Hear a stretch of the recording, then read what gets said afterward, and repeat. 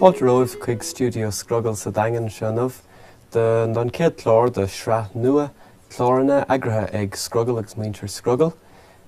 Sé anam an fórum nó an Cainte nuamh ná Out the Gap agus an ábhar atá fí phléigean ná sláinte mheabhair, mental health. Cos brí leis an focailú an ábhar sin Out the Gap is rud a dearan daoine muintir na háise an seo má bhreathann siad brú nó breathann siad feibanna an saoil ag tacht nósartha agus dearann siad I need to get out the gap. Cá mé éalú ó na léitheanta gara dorcha don gíre agus so is íomhá nó abart dearfach tá dhéanamh rud éigeant faoi agus rud éigeant áisiúil so as sin a tháinig tedal an céad fórum inmh. Fáilte freisin chuig muintir na Hidirlíne. We're here at the most southerly point of Dingle Town in the back end of Coolleen with the south wind blowing strong outside to gather together for the first of a number of discussions that will be of interest to people from around here and also people from other parts of the country discussing topics. Today it's about mental health. Tá trúragan agus tá míad anna buíocht don trúracha teachtasteach tá Geraldine Sheedy teachtasteach ó Gilárna tá Dr. Conor Brosnan ón daingean agus Daryl Bro. Ach sona téimiid cútha bhí fearla chun bheith an sonmh agus níl sin seo. Bé John McCarthy bhunaigh Mad Pride Ireland hasty gútha bheith an so ach tá sé brote tá motor neuron disease aige so tá sé sinnta siar ina labba. Ach cheol sé isteach tafad a chur sé amach ar newstalk le déanaí. So tá míid chun oscailt leis Mad Pride den siad ceiliúra ar an galúnas ar an madness atá unan go léir agus tá ábhar simúla phléige chun oscailt a dhéanamh ar an fórum seo. So tá snóbéid le John McCarthy ag leabhart faoi Rachel Riley. Aged 4 and bold. Do you know Rebecca Riley? No? She's 4 years old. No, strike that. She was 4. She's dead. Died from an overdose of psychiatric medications. Rebecca was diagnosed ADHD bipolar at age 2. This child had the terrible twos and they put her on antipsychotic medications. Not 1, but 4 antipsychotics. Off-labelling. This means drugs being prescribed that are not suitable for the intended purpose. This practice is not illegal yet. There is a huge resistance to it being made illegal.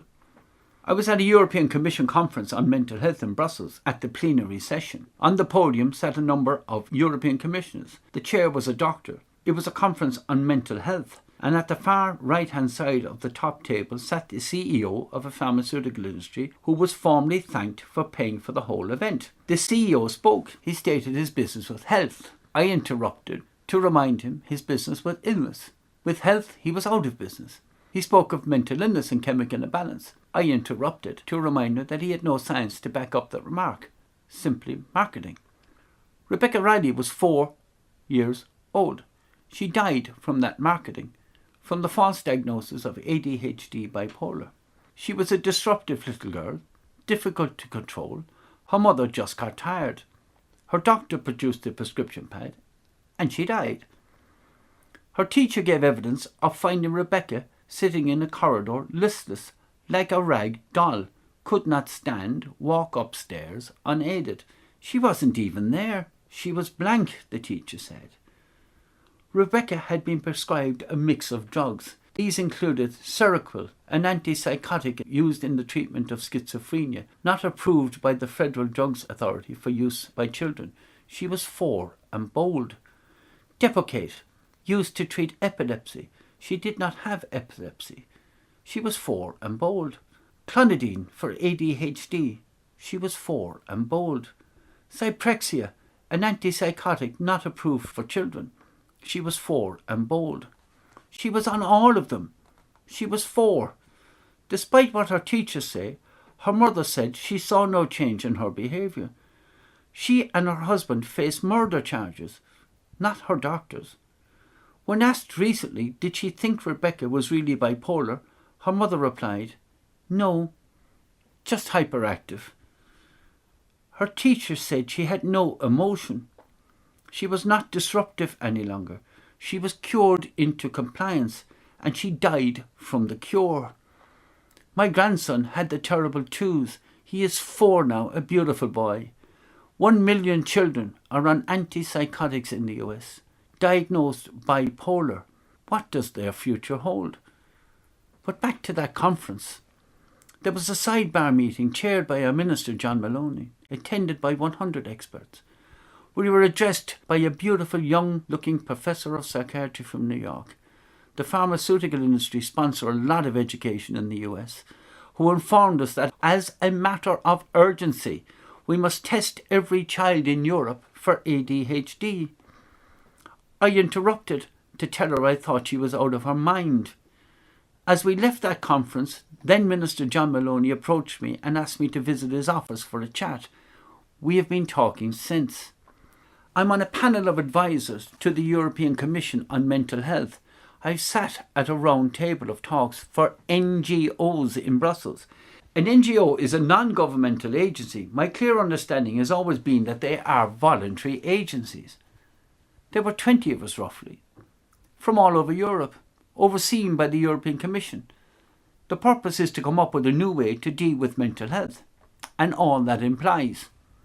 There was a guy sitting at the table for 2 days, never said a word, scribbled notes. On the second day, I asked who he was. He told me, I represent the EFPIA, John. Oh, I said, what's that? The European Federation of Pharmaceutical Industries and Associations. Says I thought this was a meeting of NGOs. Says he, the pharmaceutical agency is a non-governmental body. And he smiled. I looked at the rep from the EC. He said the European Federation of Pharmaceutical Industries and Associations were sponsoring all of us. You have to say it's very clever. What did the mafia say? Keep your friends close and your enemies even closer. At a follow-up conference in Budapest, during dinner attended by politicians, bureaucrats, civil servants, voluntary groups, I sat with the PR company, working for the European Commission, promoting the event. They were doing it pro bono, free. They were part of a charitable foundation. So we drank, sang, told stories, laughed a lot, and I asked a few questions. The charitable foundation was founded and funded by a pharmaceutical company. Rebecca Riley was 4 years old. How do these people sleep? So that's an interesting side of a question, but we don't want to focus only on that. We'll more positive side of things. We're asking Geraldine Sheedy to talk about. She's from Southwest Counselling, maybe to talk about herself and her ideas about mental health problems and mental health issues in rural areas. Okay. Well, firstly, maybe I'll just explain a little bit about Southwest Counselling Centre. We provide an affordable counselling service. We're based in Killarney, but we provide a service for people from all over Kerry. And our counselling service and psychology service is provided to children, adolescents, adults, families and couples. And we're finding that we have more and more people coming through our doors, and in particular looking for counselling for young people and counselling for families as well. I think counselling can provide a space for people to just talk about issues or problems maybe that they're facing in their lives. It may be issues or problems from the past that are unresolved, traumas or difficulties, or it may help us to deal with issues that are currently in our lives and help us to manage something that's currently in our lives at the moment. Because mental health is something that we all need to take care of. 1 in 4 Irish people will have experience some kind of mental health problem at some stage in their lives. So if we're not directly affected by the experience of mental unhealth, then somebody we know will be. So it's very important that we all look after our mental health, and just in the same way that we look after our physical health, it's important that we take care of our mental health. And this is getting a balance between our mental, psychological, social, emotional and spiritual lives. Who's counselling for? Should we all be going? Counselling, well, I suppose some of us are very fortunate to have very close friends and families that we can share a problem with. Some of us don't have those people in our lives, so it can be a place to talk to somebody when we don't have someone in our close life. It can also be very helpful to talk to somebody who's not directly involved in our problems. And we all know the expression, a problem shared is a problem halved. And this is so true, because often we can go around thinking about something and ruminating about something, and by speaking to somebody about it, it can really help to alleviate the problem. I suppose GP is often the first person who gets brought in when problems are arising. Conor Brosnan here to talk about his the dark atáge on it, and I suppose what's our role? Yeah, Dr. Tylik Sadain Mele Guardian Dia Agus Tarrain fa tahi gum galar inchine agus faibene a bhfuin le imní agus duine bheith slúise.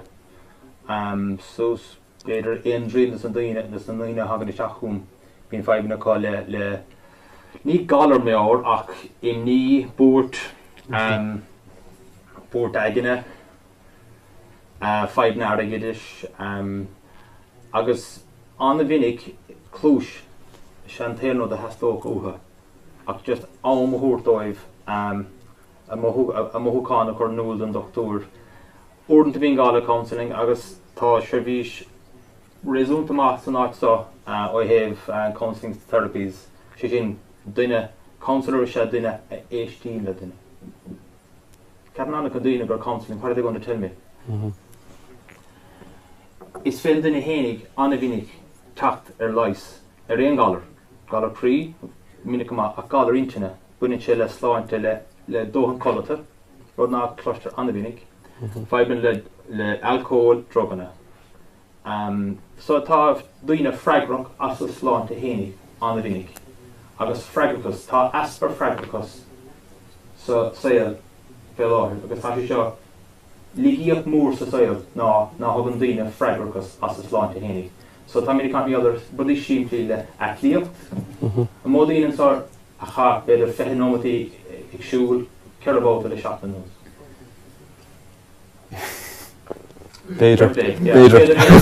Beidir trúr as cúidir déag, right? So tá dúgus ar gcuoine bheith freigrach as a sláinte. So a rís sin rudí siimplí ná colla, aclíocht, agus bheith anna chórmach le joch le sé médí ó an duine.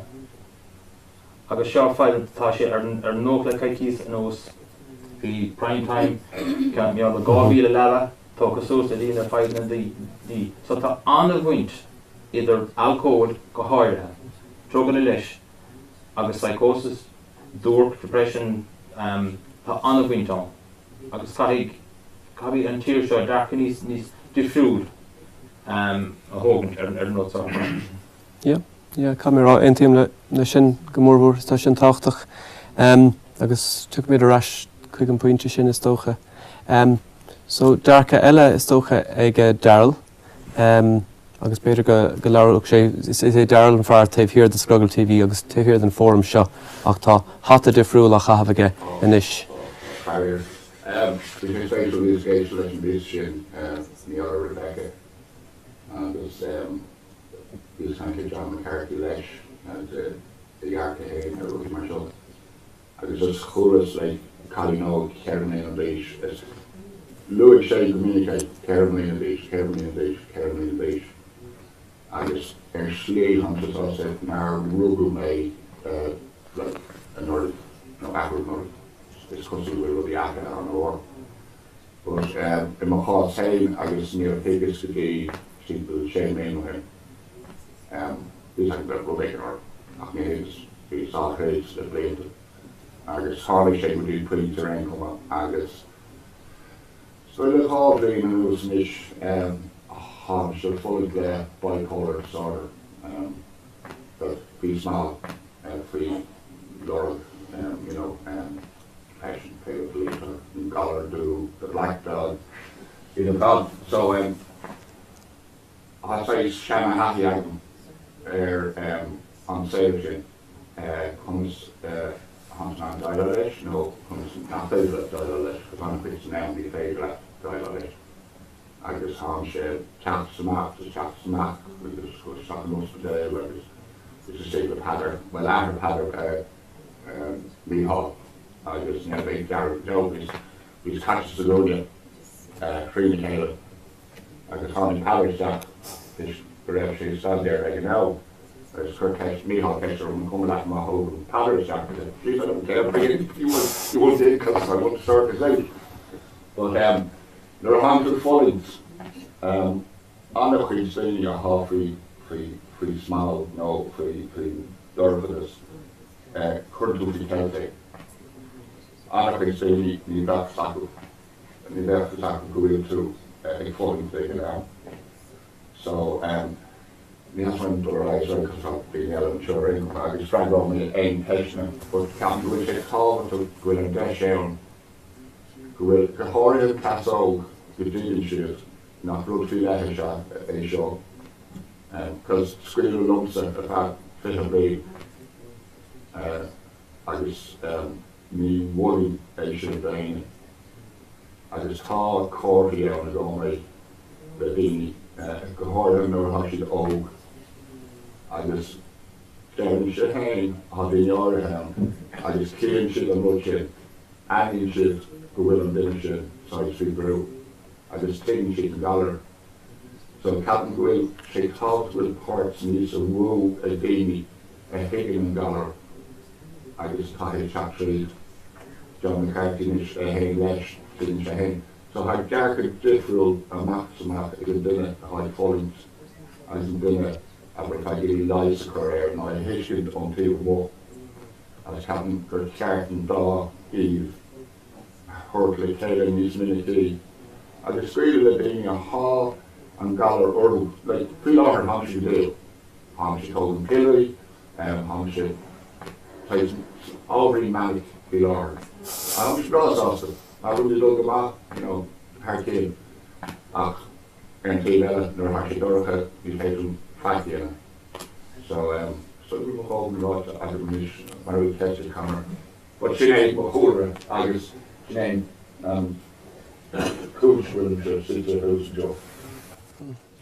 And you're talking about the understanding that you'd have, but I think a more important thing and a more difficult thing that patients, people who've been through this can do is to talk, to expose themselves like you've just done there, because it's I think one of the biggest issues for people who suffer is that they suffer alone and they can't talk about it and dare not speak its name. So I think that is wonderful to have done. Like how shape in terms of teaching the whole Aaron Galler. I said there is kind of has memorability, whereas you know Dorothy show, but we scarred her father felt go back to start differently until you're nervous. Oh, he's one of them mad fellas, like you know, you know. Feel he cursy hybrid like So it's the big thing that we haven't is we don't have role models enough. You know, you have your Stephen Fry's, but you have very few people who actually go public and talk about it, and that's not for something everybody's going to do at this point in time, but it's great that you did. Yeah. Her son agus rí haar next go dtíon le cólachtí a drogana bhí factas go déanaí agus imróir rugby I Limnock Quinlan Alan Quinlan bhí sé páirte go bachtas John Maloney a bhí lúisear an Clár hána sé amach go oscailte go maith an uirigh príomhharda an Rua thóg banna nó fearnús go ach thóg sé nó sí beidir mí as an job. Yeah. Ítá sé Rod no and Brian Count. Agus bhí rá caiinte an réidir an le bhíonna mí áir seo. Just an role models, beidir model mór le rá, that you could model mór le rá amach agus é rá. Go níor sí bhíon na fáileann gom cóscaidí, councillor cóscaidí GP agus tá go pilna agus pilna áirithe, cuas áirithe fé stiúideo den éigen chorób seancuid. Yeah. Tá Farron Show. We're privileged to have John Redigan. He's the CEO of the National Executive of Service Users of Mental Health Services. So if anyone can speak for patients, it would be John. But more than that, he set up, he'll talk to us perhaps as well about a group that he set up for people in this area when he was living here? Yeah, when I was living there for 15 or 16 years, up until about 6 years ago, and during that time we noticed that there were some incidences of suicide among older men, which is quite unusual. Suicide is becoming a real blight, I think, on Irish society. So we started a men's group, because we realised that many of the men who were having problems were actually living in isolation. Women tend to get together more, but also the world has changed so rapidly in rural Ireland over the last 20 years or so. 20 years ago, there would have been upwards of 2,000 men meeting daily at the local creamery around West Kerry. That's all gone now. It's all done by tanker truck. The prospects of going to the pub are getting less and less. The smoking ban has had an effect there, and more people are encouraged, I think, to drink at home by the cheapness of alcohol and off licenses and the ready availability. So we got together to try and form a group so that men could come together and talk about their experiences, and most of the men, myself included, had similar experience. We all suffered from depression, certainly at some time in our lives, and it's quite easy when you're alone to get depressed. It's not. It's important to have friends you can talk to, but men tend not to talk to other people about their inner feelings and so on. So it's important to get that space where men could talk about how they felt themselves. And one of the great things we found out was that once people realised that other people felt the same way that they did, it became less of a problem for them. And people could share ways in which they coped, how they managed when they weren't feeling great, how they managed to get on with their daily lives. So that was a great group. It was a very powerful group, and the concept of men's groups spread across Ireland. The government in 2006 announced a new mental health policy, a vision for change, and the National Service Users Executive was set up under that. It's a new direction. It looks at the prospect of recovery. Recovery is central. And there are many people who have recovered from a mental illness who can act as role models, just like, as was mentioned, the... So if there were one barrier to... How would you identify one barrier to recovery as... What would be the greatest barrier to recovery as you see it? It's one of the greatest barriers to recovery. Mental illness, when you're suffering from severe mental illness or severe emotional distress, it's the only illness for which you may actually be detained and taken to hospital and treated without your consent and away from your local community. So you get very detached from your local community, and you're seen as different then by perhaps the people you live and work with. In radio and TV generally, and in the media, violence is often associated with mental illness. So there's this fear of people with mental illness, but I suggest also there's a fear in everybody that they may suffer themselves from mental illness and may become like those other people. So it's important to look at a modern approach, a new approach, and that's being promoted very much by the government in their policy. And we'll talk to maybe a member of the men's group later on after the break. Before the break, so men are identified as one high-risk group who don't avail of services and don't look after themselves, but young people are the other big risk factor group. And we do have a lot of services in Dingle. From working other places myself, I would say we've an awful lot more services, mental health services, than especially counselling. But one service we have is Cuan Counselling, which there's a group in Dingle who are currently collecting money to try and stave off the closure of Cuan Counselling. And Maud was just going to tell us about what they're doing to stop that. Yeah, basically what we're doing is we're trying to raise money for... Just maybe say it again there. We're trying to raise money for Cuan Counselling. It's a brilliant service here in Dingle. It offers free counselling for under 25s. The sessions are 1 hour, and the great thing about it is that there's no limit to the amount of sessions like other counselling services that say, well, you come for 6 weeks or whatever, but this one there's no limit to them. And it's great because in the public school there is a counsellor there, but it's not ongoing, and you often refer them to go and counselling, and it's just a great service that's needed. And you're fundraising for that. Great, well done. We're going to take a break now. We'll have a think about what we want to say, maybe do a bit of meditation, a bit of have some coffee, do something unhealthy, and we'll be back in a few moments.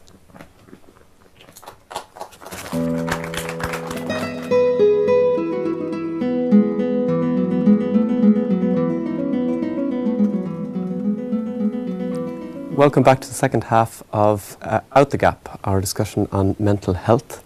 I have to speak to you in English now because the voice that was sweetly whispering through our headphones at the first half is beside me, and she's going to read a poem that she's going to tell us the meaning of. Thanks. This is a poem called Scrogall or Broken Mirror, and it's part of a book that I've written about the journey I've had over the last 3 years the last 25 years as a bipolar sufferer, but culminating in a near-fatal situation a couple of months ago before I took control with help and reached out. And this is the downside of the mania is fun, actually, sometimes, but the downside is not so fun. Scrogall Briste. Suitedarne, ma fraspex luffa, Tanis im volog is fearl im ru, spás follow im chrí.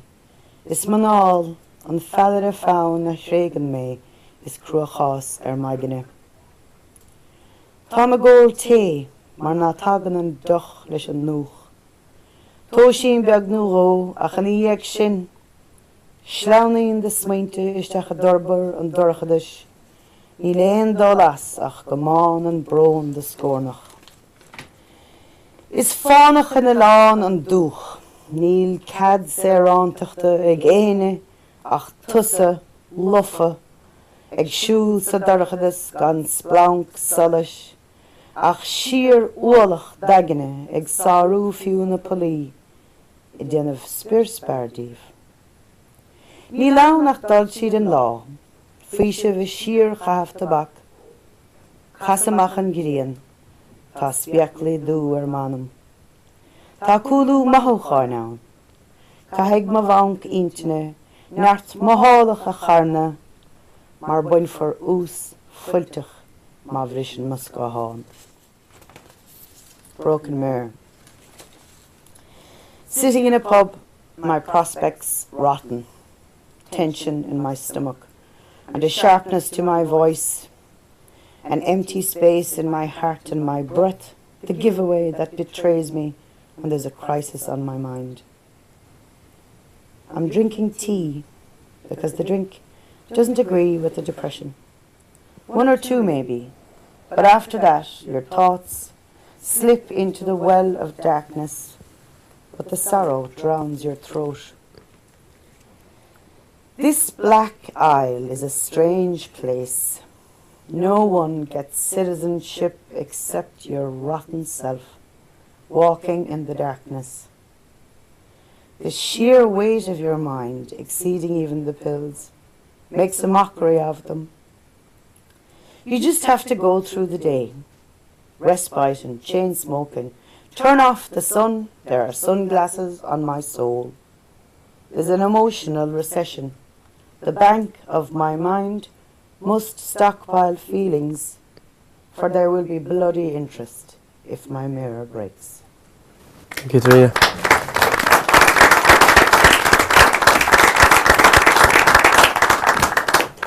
So Dreas talked about getting better with help. We're going to talk to Noreen O'Sullivan now from GROW about the sort of help that GROW is involved in promoting.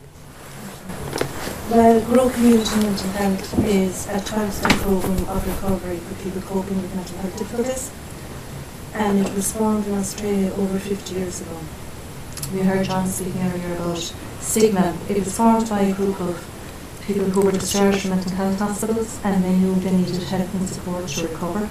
So they joined AA. Here they found a safe place to talk and in a confidential setting, which we all need, especially in today's world, and they found friendship. So they weren't recovering alcoholics, so they left AA and they formed their own recovery group. They met twice a week, once to talk about their problems and then to say, right, well, what can we do about it? So they put together a collection of coping strategies that they found helpful on their own road to recovery. So I suppose that's the very unique feature of GROW. It's been written by mental health patients for mental health sufferers. We have 150 groups in the country. We have 3 in Kerry at the moment, 1 in Chiarraí, 1 in Killarney and 1 in Clár. The meetings last about 2 hours. They're open to everybody. They're free, they're voluntary and they're totally confidential. GROW believes we need to look at our physical, our mental and our social and spiritual condition to get well. So who goes to GROW? What sort of people would you encourage? It's open to everybody. You have to be 18 to come to GROW, anyone from 18 to 80. People suffering from isolation, lack of self-confidence, self-esteem, bipolar, right across the spectrum. We call it a philosophy for living. The principal strength of GROW is really on adapting the programme, taking responsibility for your own life, learning the programme, put it to use in your own world through the support and friendship and the empathy and understanding of other members in the group. Okay. And maybe Ted, if you were part of a group set up by John, is that right? Yes. And tell us what that group was. What I knew was Docus Dingle, because I think it was 2001. 4 men here in Dingle committed suicide. I think 1 fisherman, 1 farmer. Anyhow, I'm a recovering alcoholic and I was diagnosed with manic depression in 1978. So I was asked to join the group. That my experience of alcoholism and depression might be a help, and I thoroughly enjoyed all that. And we were trained researchers previous to that in Tralee with people with disability, and we did our research here in Dingle as well.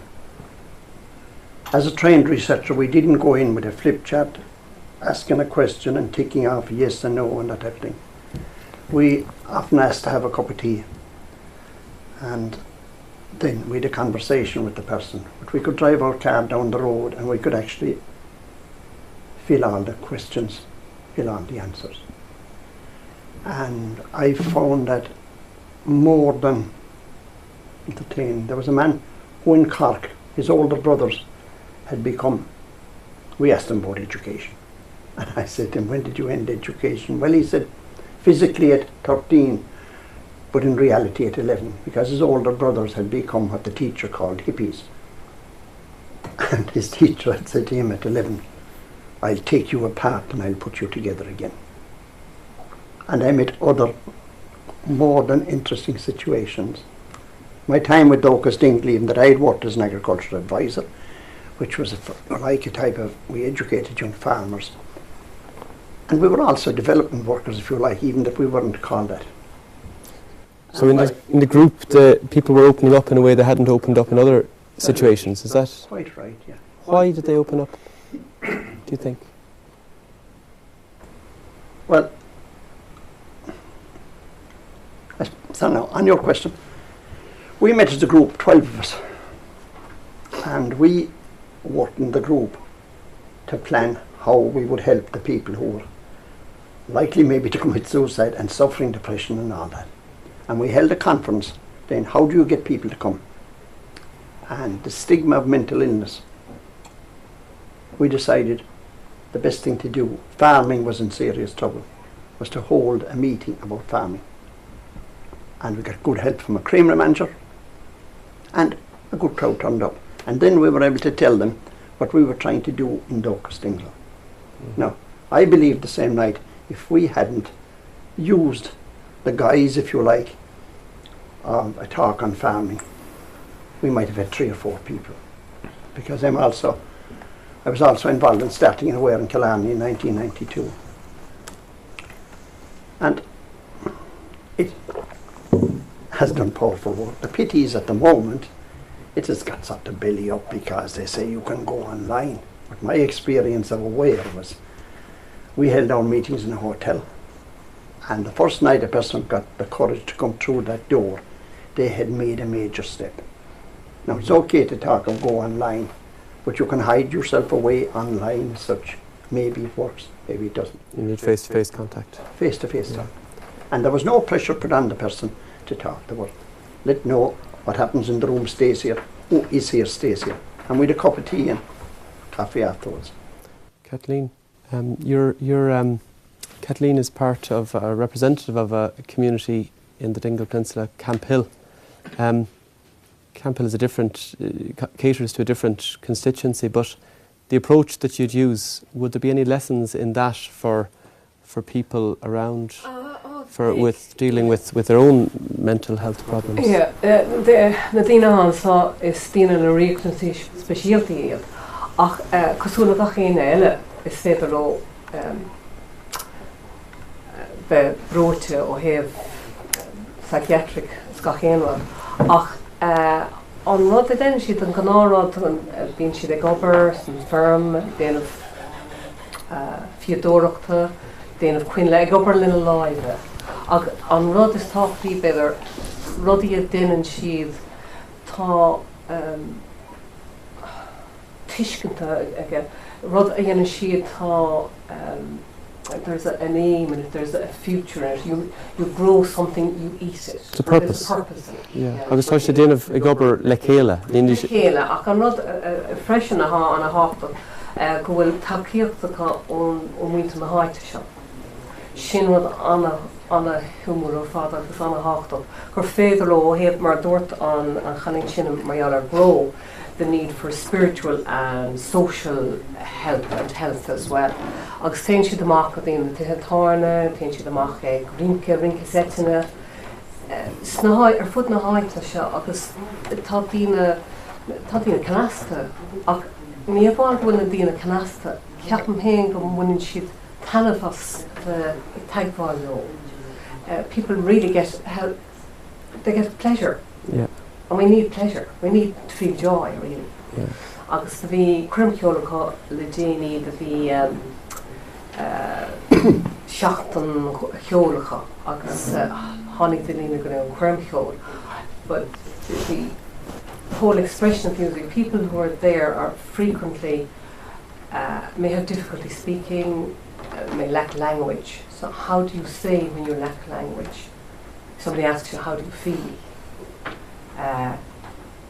You don't have the words to say it, and frequently if you're asked, do you feel good or do you feel bad or do you, whatever you feel, they will mimic the last word, and so you difficulty in expressing oneself. You can express it through music, through dance, through everything, mostly just through human contact, and that's essential for all of us really. And just somebody to put a hand in your hand or on your arm. Just a connection of some kind. I wonder if I could spring a question on a woman who's no stranger to expressing herself through dance. Just as a parent, Ilonka here, as a parent of young children around, how would you feel, or anybody who's a parent of young kids around here, what would you think of the environment in which they're growing up in? Is there anything you would change about the environment that your children would have been exposed to by being in Dingle that would help with mental health problems? Well, I suppose there is a rich culture and tradition with when we talk about movement. What comes first to my mind is Irish dancing or chanos and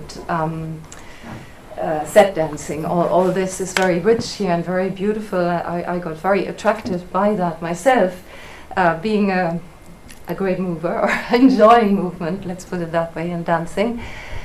And I think, you see, there is a lot of emphasis, I suppose, on competition, and that when it comes to dance performance, not so much in set dancing, but sometimes that, I suppose, can take maybe the joy for some children to have some free expression in it, because the competitive aspect would become too big.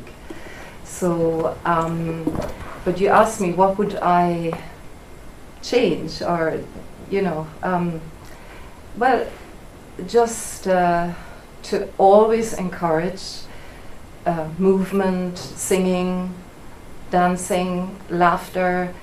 I'm, as you know, a yoga teacher, so that in itself is a whole health science, and very much is based on mental, physical and spiritual health. So just to encourage that, yeah, you know, I think it's just to, wherever, even just to roll down a hill or to jump from a dune or to be in nature as well. I think that's a very important aspect, to be exposed to the natural world. And it's our strong suit here in Dingle Peninsula. Plenty of it. Use it. Brandon, Vic, a couple of smainte Garrett, a good or Cursey Sláinte Bhean. Lord, agus Quino me rud bháine bar le bhí Dr. Jim Brosnan, he was given the Chiarraí. The bhí an Eamon O'Sullivan a bhí mar ran stiúideo an bhuileann an Ocean, agus ní bhí ganas in an psychiatrach a Gadarni. Beth bhí osisiún míle duine an Ocean am. Mar sin bhí daoine dá a chéan rud an éair, agus beidir dá méidir sé teasta clí i gabada. Deaf bhí gráidir chud bhí teasta sa nóspedéile. Sé far go nóir Dr. Jim Brosnan mai bhí gimbert na léidir chuige sé an Marston Dorcas go bhfuair sé cool, agus bhí de cífáir bar Pearson deaf bhí Dr. Eamon O'Sullivan a bhí ganas an Leilson, agus go míle duine an. Now, Slóning bhfuil sé ahar ó hin go mór agus tá anhaid eicre á gceanna go na lína háteéis lácht an so. Ach tá an rud a chuir an asdumsa go chas na blianta fada ar a ggóir chun daag mar bhuachan aimimsir a stocha, cainte a dtíine agus a géisteach na daine. A rud is móchar an bórtarm na daine gur raibh feibbanna go agus nátéal go dtíon lochtúir, agus nátéal a líon áit chun cáide bháir. Agus is dóidm de bhúrn na Bris cóta mar hampla dus na Gardaí chuin maithe duine mail dibáistí anna da héin ú da riine eile go beach bhí chuige go raibh dí lochtúir agus go dtí psychiatrí fiochantar a bhain duine sin ar an chláinte magadó. Agus mór raibh go choid an duine sin go raibh sé dí áit nó ospedéal a thuair cabhardá. So tá daoine ann nach bhfuil fáilt cabhar, Lord cabhar, agus conas how to reach out to them. Sníon aiblis íobar a ginsead cabhar. De bhís chuiste prísúin an prísúnas mós tír an bhfuil chun sé chead a daine stíán. Agus bhí timble trían an na daine a bhí stigsa prísún san bu cháirige stí in nóspedéal a siad nó a far cabhar ó wachtúirí nó ag na marsin. Bhí láras le trúr daine a bhí treis daine a bharú, ón bharú, de mánica bhí treis berta ón bharú, agus deirís dó níl a bhéan ní cín le feic me gearach dúidir chas a dhéanam. Now, má daine táistí sé caiim beag cuat daine anol gur fadabar. Agus sian go minic nátéan go dtí an ochtú, nátéan go dtí éanaile, agus ní higann tíal cé hód donna háisiad. Cuoinnig was a gúnta chláid bhaile fear agus bhí sé gimachta fud na háite fear go bhád, daoine rágur bualach go tain séireach, íach nó dochtúí feici gceanna sé tar chóha. Bhaile sé sagart, bhaile sé bean agus haíon, mar ag trúr. Mar ag talíonn na dún bhaile seo go minic. Do riine tá anbheote agus nátéan chuin. Okay, Kirby. Agus bhile I rá go cheart in lí ar a tharú, nó spás a thuirt an gáda sí chána agus dus na dochtúí má daoine análach. Ní heí an bhm daine atá náhann mórrá a bheith agur scleach mar a dintí fadógus. Kirby ceir sin Dr. Conor Brosnan níl tú chur caiite níos móda na chuirteach san ospidéal. Ná tá puint anna bh ará Brandán an son. Aríoch an tlíle déanaí mar le sin 5 mbliana hin. Bhí an 8 astáta le blianta.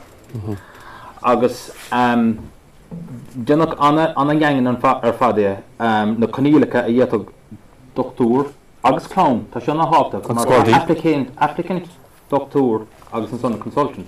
Caith trúr bheith néanach Scrogall nó in den phobal. Únta bín gála nó na bhfuil goil timpeall ach tá mí caiim meola daoine gwil schizophrenia agus psychotic, she not will in grime in reality. Neither in a time moil doon varu, no fain varu.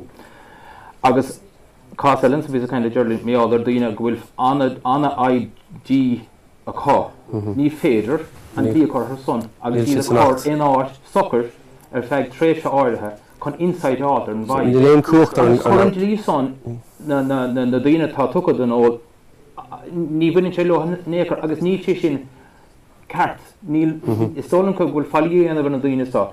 Bhí an delí róscarte, bhí an umcaisteigh an hospital. Ach tá sé imime mar dúpar an sa troilinis agus tá sé ní sé cart ó heh ethics ní sé cart go bhfuil daine not psychotic illness a cho. Ach bhfuil anmhreoirtha le drugs agus alcohol, agus ní féidir feicianamh méala, ní féidir lá chortha, ní féidir na gardaí feicianamh.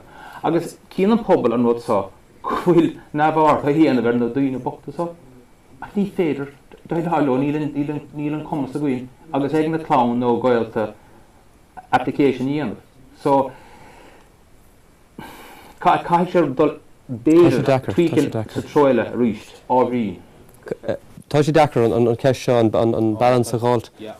Darryl, bhfuil tuiscint go ar an sort de lí timpplair an rud sa ach an smíanamh go bhfuil cuacht, go mbeidh cuacht ag dochtúr nó ag psychiatrist duine a chamad gine. Well, an rud a réithlum an nervís a géisteach agus a sais dachar tagam just leis an rud seo, til a cuacht a chuirta Gagaha na Gardaí that agus chicken catá a rági, go bhfuil má ha bail ann gin siad rud aigen is tá a go daily like an fearhús gon in Clár bhí a an bubble go raibh siad an séireach ag ar éis sin. But má chuine tuair John McCarthy and Nabby Lara ar hit sé sin amach ní raibh sé roá sa gceann agus bhí ag éis rifuór raibh sé bráite.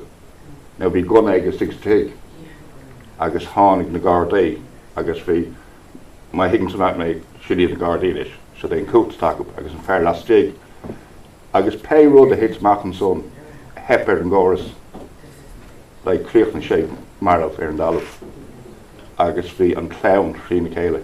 Gus higadar siúd é duine dar clán agus tá an chur isteach agus go bhistom Histenar thugadar fags dó, bhí busta fags a gceist agus tháinig sé leis an gona agus an réal bhéh na Gardaí má thug sé amach leis an gona má chuir sé sí é in chur caithfré leige agus thir sé sin. So sin fear bocht a tháinig go dtí pointe, but ceapan choras gur bail ann go gnéannig sé dochar do dhaoine eile. So is lína anna bhíon na seathé catú bheith an airech ar a tháin tú. Má han cócht sin tuchaí dus na Gardaí, an cócht sin tuchaí don choras as tan cócht sin is má échan tú sér ar rudí nar a bhí cócht ag na hagairsí mór is a stád an rud a hála tuis sin maigin tú dat mé. So bheith abrasom catú bheith an airech nar a han tú ag tríalt rud éigen mar sin dhéanana, cos an rud eiletáin an tíb eile an scéil ná ní bhíon serviceí ar fáil do gcuoine. Bhí ban óg agus bhí sé treagóideach hís Loch Garman, bhí Bert Lanavecchi, agus bhí sé tríalt teacht ar cebhar. Agus an rud a bhí ann ná ní léon service ach 9 to 5, Monday to Friday and Saturday, Sunday, we're off doing our own thing. Agus dhéann si ga chéin iirecht agus hepar an gáras agus chuir sé láh in básain agus an Bert Lanavecchi bhí agus so sin duine bhí glóra cebhar a tháinig isteach ag glóra cebhar agus hepar an gáras ríist agus just an rud dearach is críomh am hain rud amháin actually John McCarthy bhí sé geall gáireach fáil sé seo saith ábhrín real black ach bhí sús a gáileh ní roihaigh an ábh as bhí siúd típlas I'm going mad, I have to do something about this. So there were some heads, Samaritans, the Samaritans, I'll drop into the Samaritans and have a nervous breakdown in there. So landowners, you notice rain coming, closed for lunch. Agus, Orella, bhí an seo, first letter in the Smartens. Ring, ring, ring, ring, ring, ring. You see someone the table, I get there, in my head, sitting. Gonna be a row off. Okay, I called the Smartens again. They didn't answer the phone. I guess in an hour, who's the stack again, Peadar, I guess, at me hall. So, had been in Mohunship, as I should see Carol Lurg, just as she knocked more down. So, can't be that. Aun, so football, I guess, ní na Gardaí, you know, okay, how Gardaí feel that, how she come out. But on Pobble Haney, tossing a Pobble, chicken sheet, go hard hell a Pobble Biog. Came to Gachain Ahru, so dinner, Mahantu, Tishkanuk. I just came to Beidir and Durkadus, no dinner, Chassa, Overleen, no, how she dinner, how patron I can hang. Derm Shaladon came. If I'm drinking in the marina, you know, things aren't well. Costing to, aiming to, I guess, aiming to, and rudder, rate lumps now, as you're no set invisible, you feel invisible to the world because you're hiding yourself from the world. I guess, you know, so just in previous talk, oh, just rudder one elevator, age of Marish, Dorton, Chico, you know, and shrink, don't, and with Walshy, don't, I guess, and course of mindfulness, the other. I guess there's a Asher three on me. It's near as Rawahag now. A chur stat, I've been in Peadar Ó Fionnán size, Rudagan, last Mulden chorus. We've all been skeptical, you know, for them, Raincoman. Dermshire, like, I try it once. Be darker, different, a max, like, Eva, Hashilonians, just banging. I guess, just, and run the toilet, then I get no, just stop. I guess, just ace that hay, I guess, be cune, sucker, I guess, sauce on the tail. I guess, my yen to the rohan plaque there, and to non-size to hain a command, a level or I guess, just will me hain manic, Karen Shake Morlum. Because no Hampshire race to him, if you only race, just stop him. I can see him, she is, so talking she is to reach me. Because we're the Harlock lumps now. Venture race, Gachain law, Miss Fridget gan ein visha. The day, Garhanig and Falla, and bang, I go, poof, erased. So, I'm going to that machine. Well, yeah, tá sé samúl, tá mid arán sásto caig to dul venis lehanan on chorus. Tá an chorus sound, you know, tá an Dr. Rá will actually caig to vefragrach did fein, the chid sláinte bheabhair. Pillay, like, Caibre she dumps it. An Peadar, I saw him trying to breathe. Though she didn't grab a leg down. I guess, Hondaro down. Yeah, so tá an chorus sound. I guess, you know, tá buntáistí buint leis an chorus gone out. Ní beg na fragracha go lé around. Bhí lanca glairt faoi rudí dasa, dhéanamh sa sail, dausa, movement, mindfulness, you know, counselling, an cóphobal, bheith rár a chéile, bheith faramach da chéile, looking out for each other. Ag déanamh rudí dasa, you know, an os campil chun just projects a bheith gut. Agus just chun sé gaoine dúidir lom an seo bhfuil daoine le faibanna sláinte bheabhair, céad na daoine anseo leis na faibanna sláinte bheabhair. No, tá slú an a sláintúil bailithe a gut an sa. Braham begánín uignach an seo leis an camera arm agus misnach ag titim leis me lámh. Agus tholíonn sé sin. Uaireanta bíonn tuaisiil. Bíimiid go léir uaireanta ní fáimid an cholamá. Uaireanta ní bhreathimid go má, uaireanta bíimiid nervhíseach. So tá sláinte bheabhair a gcuin go léir gachéon lá. Agus focail tá siad úsáid níos ná resilience. Sin kind of set of behaviours that we need to use, that we can't change our genetics and we can't change the environment in which we grew up in and the things that happen to us, but we can change the things we do to deal with them. And resilience is a word that's worth looking into. Things you do, the things we've all really been talking about, things like mindfulness, things like sharing, like talking with people, like talking about problems, small problems when they arise, and they just build us into people that can take a hit and can come back. Agus is tócha sin really on rud a hosnig Conor Lart fi bheith freigrach as de sláinte féin. Ja, pointer bhil bhaile lu mad leis an ggóras leis. Five a bháin agus tá sé ceapan héin goil se for lehan. Ní féidir le doctóí Lart mé all ar aondaine, tá míad féarún. Ní bháin idir an táthir agus an doctor ach féin lí, so ní féidir an Lart mé all agus sin sin búir a bhíon ar an glas óg. Ní le muína cá, anna chuide cá. Mar béad go dagan a tuis mthóraigh teachúin. Agus tá dtíana géisi leis an gláir sá agus idir an Idlín, tá seo anna hachta go lá ará go bhfuil sé féceil. Ní déir mí focail. Agus tá gom therapist a bháin agus déireach sé a spéir you come to me but I'll ignore you when we're out. I don't take it personal. We should have a special call. I ignore you. So ní begis again dinner. So we should special man up sé sin lí. Okay, so fág méid leis ar an focail sin. Gur míle mágah agus go mágah sé ar Nidirlín. Slán go fóil go dtí an cid Clár eile.